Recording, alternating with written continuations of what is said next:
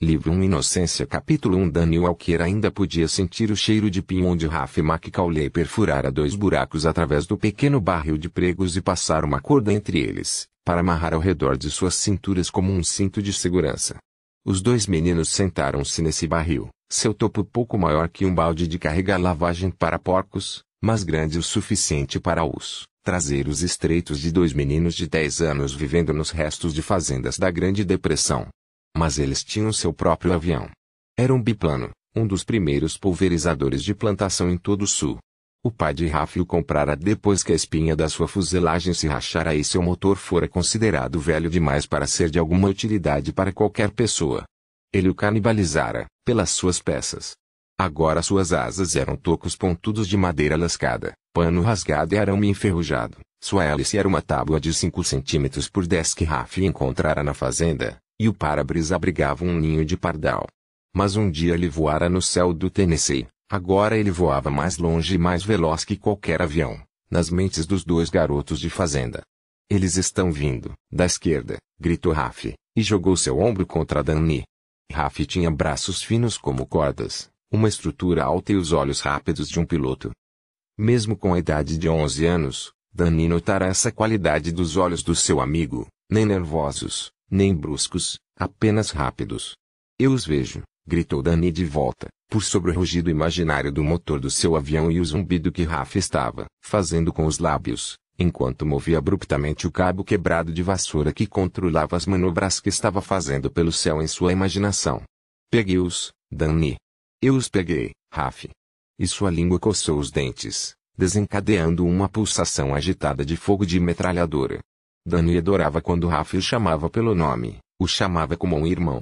Ralph era a única pessoa em sua vida que o chamava de Danny.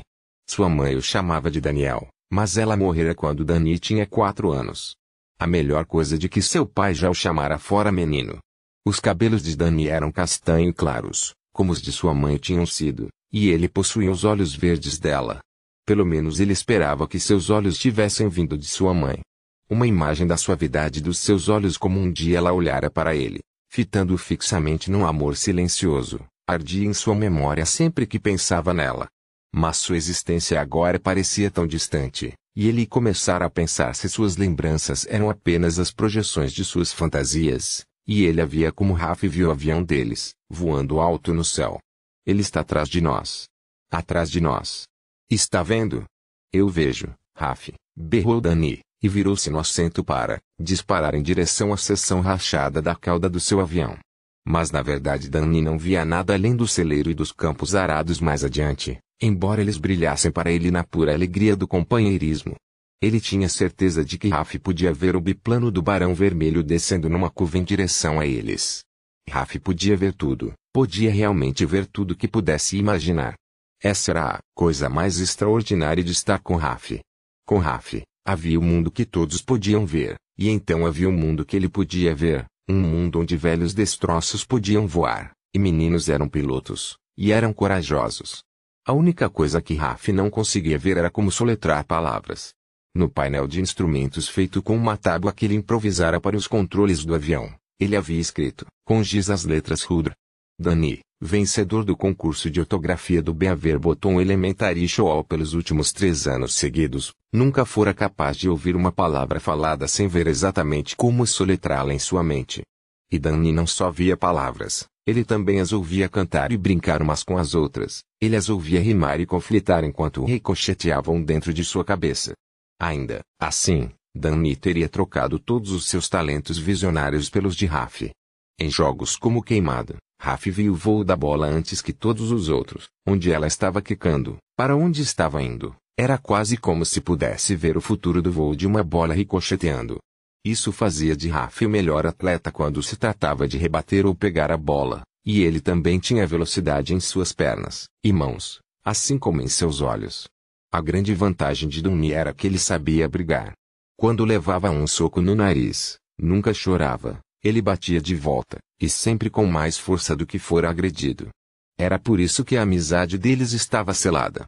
Aconteceu num novembro frio, quando o céu estava cinza azulado e o humor da sua professora estava tão escuro quanto o céu. Ela lhes dera a tarefa de escrever uma página sobre o significado de ação de graças, E depois dissera para os estudantes trocarem os papéis com o colega sentado ao lado. Era uma rotina sua. Verifiquem a ortografia uns dos outros, gritava ela, e as páginas farfalhavam pelas filas de carteiras. Danny sempre sentara ao lado de Raf. Eles desenhavam cenas de batalhas aéreas da Primeira Guerra Mundial e sussurravam e davam risadinhas reprimidas, e fora exatamente esse barulho que eles faziam que causara sua separação. Portanto, agora era Calvin Pearson que estava sentado ao lado de Raf, e quando Danny viu os papéis serem trocados, já sentiu um frio no estômago.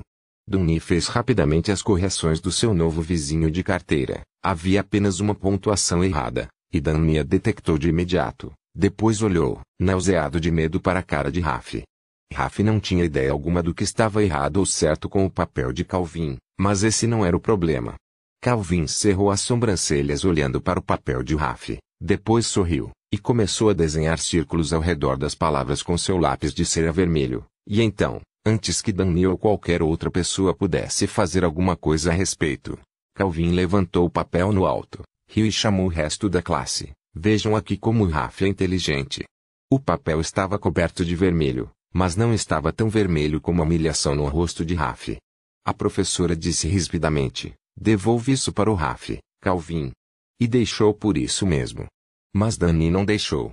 No recreio ele disparou para fora da porta do colégio, correu como uma bala na direção de Calvin, bateu com a testa no nariz de Calvin, depois caiu por cima do peito dele e o esmurrou até que o tiraram de lá. Embora Danny tenha se soltado 2 vezes para esmurrá-lo e chutá-lo de novo. Aquela briga marcou a vida pública de Danny como nada antes o fizera. Ele e Raf eram mais que amigos, eles eram irmãos. Ambos os meninos fizeram uma pausa na brincadeira quando os ruídos do motor de um avião de verdade foram ficando mais altos e agudos enquanto o avião descia sobre um campo exuberadamente coberto de brotos de plantas. Na cabina estava o pai de Raf, um diácono batista que cultivava suas próprias colheitas, consertava qualquer coisa inventada pelo homem e transformava a sucata de outras pessoas em equipamentos úteis. O avião no qual ele estava mergulhando em direção à terra naquele exato momento era um pulverizador de plantações que ele montara a partir de peças selecionadas de um depósito de lixo que ficava do lado de fora de uma base militar próxima, combinadas com aquelas que ele tirara dos destroços em que Raf e Danny brincavam. Ele pintara o avião de um vermelho rubi, e suas asas e hélice giratória refletiam a luz do sol enquanto ele passava rápido, alguns pés acima do campo arado, soltava uma trilha de inseticida e subia de novo, para um céu azul cristalino. Danny observou e pensou como era lindo. Como paraíso, foram as palavras que vieram à sua mente. Então, por alguma razão que ele ainda não entendia, estado do voluntário soou depois delas. Anos passariam antes que escrevesse a frase, descrevendo sua terra natal. Talvez não seja o paraíso, é apenas o Tennessee. Mas desde que existe uma América, homens têm lutado e morrido por este lugar, como voluntários. Então ele compreenderia de onde vinha a ânsia de se expressar em papel. Neste momento ele olhava para a vida, e para a paz, e sentia a sua alegria. Raf, pressionado ao seu lado no mesmo assento de barril de pregos, observou o avião mergulhar outra vez, soltar uma trilha fluorescente de pulverização suave, depois pipocar mais alto quando seu pai empurrou o controle de pé e o leme de profundidade na seção da cauda cortou o ar, e Raf sentiu isso. Raf sentia tudo. Para Raf McCauley, o mundo era uma fonte infinda de estímulos de vida, e ele vivia ligado a ele através das sensações do seu coração. Movimento, som, visão, cheiro, todos afetavam suas emoções. Ele não era considerado um menino emotivo, sentindo desde cedo que a maioria das pessoas não experimentava a vida tão intensamente quanto ele. Aprendeu a manter sua intensidade para si mesmo. A maior parte das pessoas o achava quieto e introspectivo. Mas, para aquelas com quem Raf tinha uma afinidade genuína, aquelas cujo espírito tinha um brilho, um aroma de pão fresco, um sabor de água fresca de nascente, Raf era um vulcão de vida. O coração de Raf se acoplava a essas pessoas, e ficava. Ele sabia que ele e Danny seriam amigos pelo resto da vida. Suas diferenças, como a habilidade de Danny com palavras, não eram barreiras. Raf enxergava além do fato de que as palavras escritas faziam sentido para Danny e eram tão confusas para ele. E Danny estava sempre pronto a entrar no mundo da imaginação que 2 meninos do Tennessee podiam encontrar num dia de primavera. Inimigos às 2 horas, gritou Raf. Entrar em mergulho com motor, respondeu Danny. E juntos eles fizeram um zumbido com os lábios num ruído de voo e acionaram os controles, os pés descalços de Raf num pedal, e os de Danny no outro. O celeiro ao lado deles, sem pintura, exceto pelo letreiro feito à mão, com as palavras Macaulay Crop do Sting, permanecia firme em seu lugar. Portanto, os meninos tiveram que olhar fixamente para os instrumentos de controle desenhados com giz no painel improvisado, para ver o mundo girar desaparecer ao redor deles. Em suas fantasias, suas jardineiras eram jaquetas de voo, e seus cabelos em corte de cuia estavam cobertos com capacetes de couro, o equipamento indicado para ser usado quando se está salvando a América da agressão do Kaiser alemão. Danny ergueu os punhos na frente do rosto e cuspiu sons de metralhadora. Depois soprou uma explosão pelas bochechas. Atirou bem, Danny. Você voou bem, Raf. Terra dos homens livres, disse Raf, numa convicção sagrada. Lar dos corajosos, Danny replicou, como se tivesse dito amém. Mas antes que pudessem voltar de seus sonhos para confrontar um outro desafio contra a segurança da democracia, a mão de um homem fechou-se ao redor dos suspensórios da jardineira de Danny e o retirou da cabina. Mesmo surpreso como Danny estava, ele sabia antes de ver, era a mão do seu pai, forte, maltratada e suja, mão de um homem com apenas um braço. Cole Walker, o pai de Danny, era um veterano da Primeira Guerra Mundial. Deixara um dos seus braços na floresta de Argonne e trouxera de volta pulmões chamuscados com gás de mostarda. Portanto, não era um homem inclinado a ser sensível com as preocupações daqueles cujos corpos eram sãos. Ele deixou Danny cair de pé e largou apenas o suficiente para girá-lo e agarrá-lo pela frente da camisa, quase suspendendo-o dos pés outra vez e sacudindo-o. Seu garoto inútil. Johnson veio me procurar, disse que pagou 10 centavos para você limpar o chiqueiro dele com uma pá, e eu não conseguia encontrar você em lugar nenhum. Eu já lhe disse, você fica passando seu tempo brincando com esse garoto estúpido que nem sequer sabe ler e nunca vai chegar a ser coisa alguma. Com toda a vergonha e medo que ardiam dentro de Danny naquele momento, o que saiu de sua boca foi, ele não é estúpido, pá. Antes que pudesse terminar a palavra papai, seu pai lhe deu uma bofetada que fez com que ele perdesse o equilíbrio. Raf, que levara umas palmadas no traseiro da mão do seu pai e fora até açoitado uma vez por ter falado um palavrão, nunca vira um homem grande esbofetear uma criança no rosto, muito menos bater nela com tanta força a ponto de derrubá-la no chão. Ele ficou tão horrorizado que não foi capaz de emitir um som.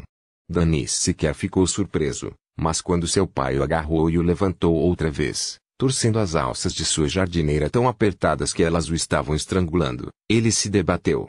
Não adiantou nada, seu pai começou a marchar atravessando o campo arado, arrastando Danny, enquanto andava. Pá, falou Danny sufocado. Papai. Mas a fúria de Cole Walker o deixava cego para o que estava fazendo. Até que algo duro bateu em suas costas com tal força que seu braço ficou mole e ele caiu com o rosto entre os canais. Ele recebera a pancada no alto da espinha, onde o pescoço e os ombros se encontram nas costas, e o impacto causara por um momento um lampejo branco em sua mente. Depois ela escureceu. O mundo oscilou como um balanço de varanda, e então Walker caiu pesadamente para frente, virando de barriga para cima, e seus olhos encontraram o que o golpeara LC5x10. Nas mãos de Raf Macaulay. Raf segurava a tábua como um taco de beisebol, levantado, pronto para golpear de novo. Deixe ele em paz, gritou ele. Os olhos de Walker se esbugalharam de raiva. Ele levantou-se cambaleando. E Danny estava gritando, Raf. Papai. Não. O pai de Danny não se barbeava desde a última vez que Danny o vira, há 3 dias. Havia arranhões em seu rosto, o sangue estava seco por toda parte. Como se ele tivesse tropeçado de encontro a uma cerca de arame farpado em algum momento durante sua ausência. Seus olhos estavam injetados, ele fedia a vômito, e estava com uma aparência assassina. Nada disso amedrontou Raf, se é que ele de fato viu algum desses detalhes. As únicas coisas de que Raf parecia estar realmente consciente no momento eram a vulnerabilidade de Danny e a tábua em suas próprias mãos. Ele ergueu a tábua ainda mais para trás e sibilou, como um juramento. Vou quebrar você em 2, seu alemão. As palavras tocaram alguma coisa no fundo do cérebro danificado de Cole Walker. Ele congelou.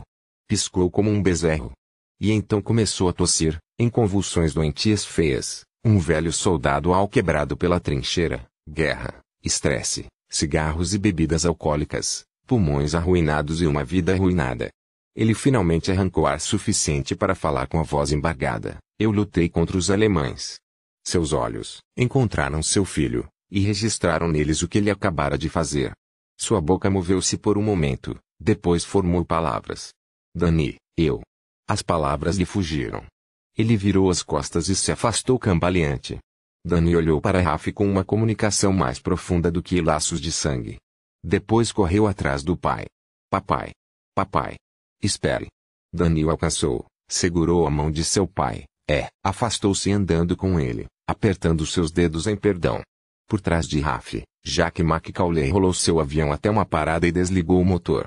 Raf ouviu o silêncio melhor do que ouvir o som do motor, e só então olhou rapidamente para trás para ver seu pai enrugando as sobrancelhas para Dani e Collie Walker, que atravessavam seu campo em retirada. O que está acontecendo, filho? Disse o pai de Raf. Nada, respondeu Raf. O pai de Dani apenas veio buscá-lo. Raf voltou-se para o avião em ruínas e recolocou a hélice 5x10. Mas seu pai ainda estava olhando para Dani e o pai dele, se afastando. Após um momento, Jack McCauley disse, Ei, garoto, quer dar uma subida? Os olhos de Raf iluminaram-se de prazer, e ele correu para o avião, pulando para cima da asa e subindo de 4 para o colo do pai.